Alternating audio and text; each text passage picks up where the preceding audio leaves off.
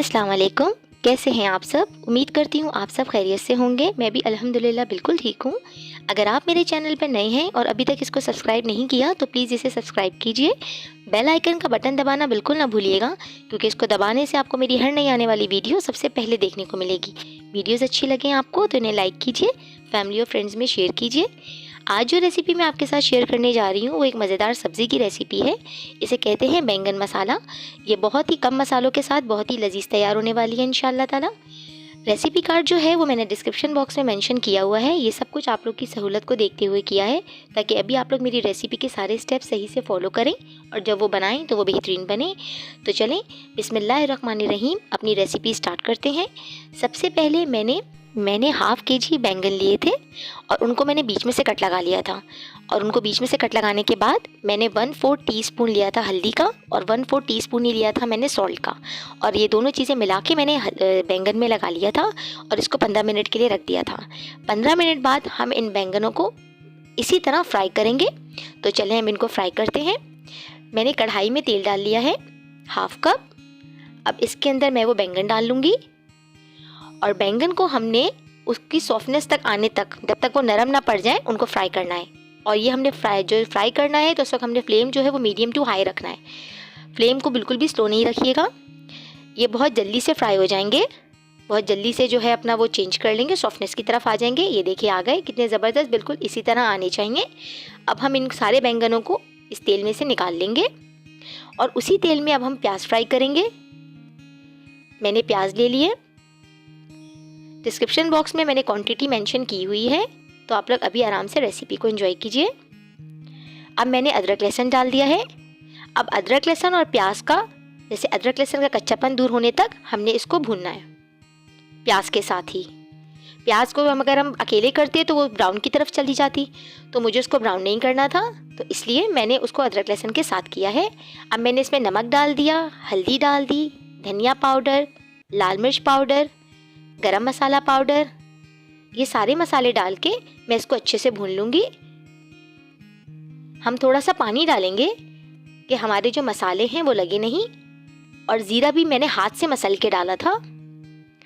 आप लोग भी इसी तरह डालिएगा, उसकी खुशबू बहुत प्यारी आती है।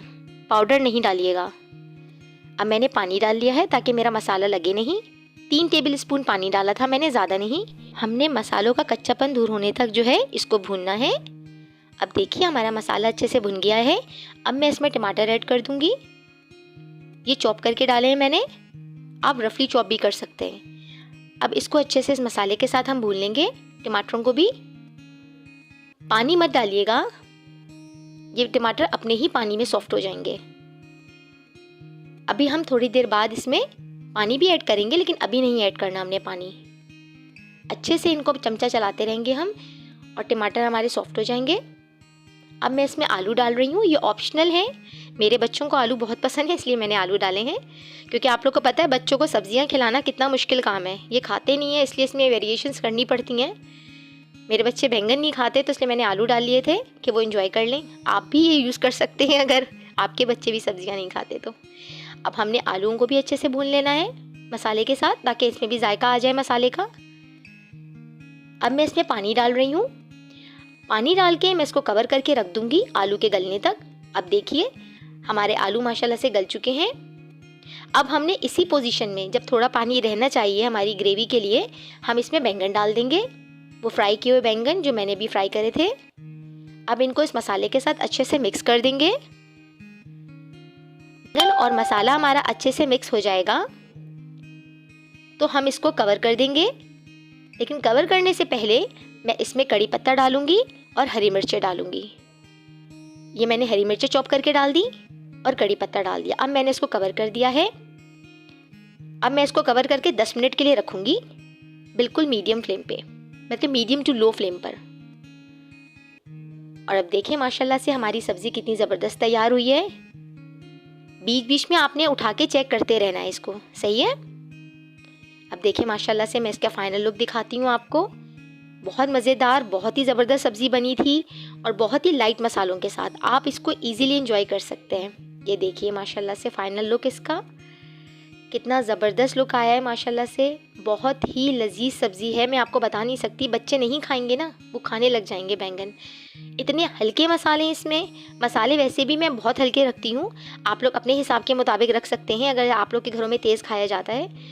جیسے میرے ہسبینڈ ہری مرچ بہت پسند کرتے ہیں, تو میں ان کے لیے آپشنل یہ ہوتا ہے میرے پاس کہ میں ان کے لیے اوپر سے ڈال دیتی ہوں, تو وہ اس سے کھا کے انجوائے کر لیتے ہیں. اور ماشاءاللہ سے سب نے بہت مزے سے کھائی تھی یہ سبزی. میرے بچوں نے بھی, جو بینگن نہیں کھاتے, انہوں نے بھی کھائی تھی. میں نے اس کو بوائل رائس کے ساتھ سرو کیا تھا. آپ اس کو چپاتی کے ساتھ بھی سرو کر سکتے ہیں, پراٹھوں کے ساتھ بھی کر سکتے ہیں, اور آرام سے آپ اس ریسیپی کو یوز کر سکتے ہیں. آرام سے اس کو بنا سکتے ہیں اپنی سحری کے لیے. یہ بہترین ہلکی پھلکی سبزی ہے. پلیز اس سبزی کو ضرور ٹرائی کیجیے گا. مجھے بہت اچھا لگتا ہے آپ لوگ کے اتنے اچھے کمنٹس آتے ہیں, آپ لوگ مجھے اپنی دعاؤں میں یاد رکھتے ہیں, اور مجھے بہت اچھی طرح سے پتہ ہے کہ میرے سارے سبسکرائبرز جو ہیں وہ میرے ساتھ انشاءاللہ تعالیٰ دیتے رہیں گے. اور مزید لوگوں کو پلیز میرا لنک شیئر کیجیے. مجھے آپ سب کے ساتھ کی, آپ سب کے سپورٹ کی بہت ضرورت ہے. ویڈیو پوری دیکھا کریں, اس سے آپ کو بھی انشاءاللہ تعالیٰ جو ہے وہ فائدہ ہی حاصل ہوگا کہ آپ سے کوئی اسٹیپ مس نہیں ہوگا, اور آپ جب بنائیں گے تو وہ ریسیپی بہت اچھی بنے گی. مجھے اپنی دعاؤں میں یاد رکھیے گا. پھر حاضر ہوں گی ایک بہت ہی لذیذ اور کوئک ریسیپی کے ساتھ. تب تک کے لیے اپنی بہن کو اجازت دیجیے. اللہ حافظ.